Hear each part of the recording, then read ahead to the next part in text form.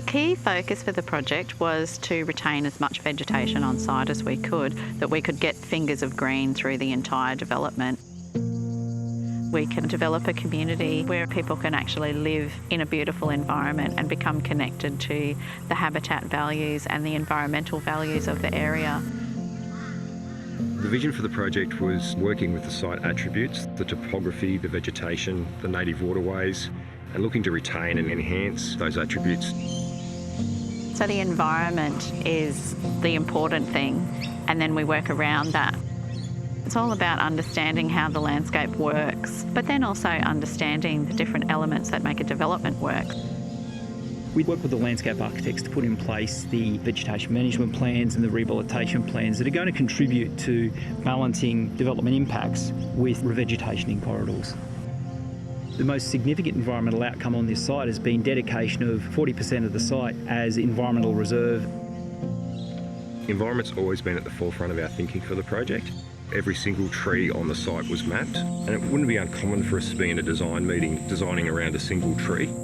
It's been a very detailed design process that's meant that we've been able to provide wildlife corridors that would have otherwise taken decades to regenerate.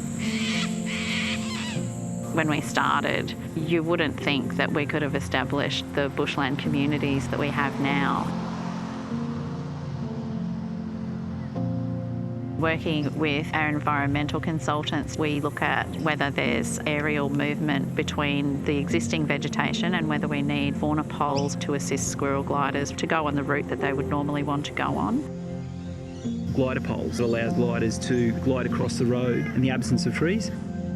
In time, the trees will grow up and that will fulfil that function naturally, but the glider poles do it in the short term. All of these corridors that roads cross have dedicated fauna underpasses. They're not just part of the stormwater infrastructure. We also include nest boxes to provide additional habitat. We've used a variety of different nest boxes. Boxes for microbats, possum boxes, bird boxes, but of course the fauna can't really read, so they don't always end up in the right box. It's really quite hilarious what you can find in there. The water-sensitive urban design strategy is that we treat all of the stormwater that's coming off the roads and park areas in a biobasin and street-side biopod network. We end up with, I suppose you could call them like mini ephemeral wetlands on the sides of the corridor areas.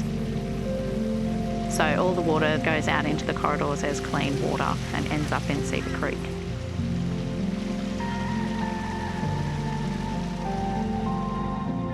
One of the great aspects of Ellendale is the integration of the parks within the existing corridors. We've been able to use the site topography to create some really fun places for people to play within. It's been really satisfying how the community's responded. We've been able to bring people so close to the environment and people can actually see the value. Now we're going into a different phase of the development where we're having larger lots and more retained vegetation within the development site. So that's another exciting part of bringing the community closer to the environment.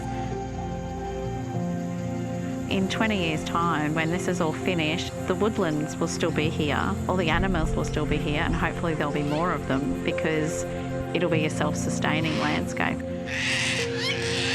The key to getting something to work really well is identifying those things that are important, whether it's a view, whether it's vegetation, because those things are the things that make those spaces special.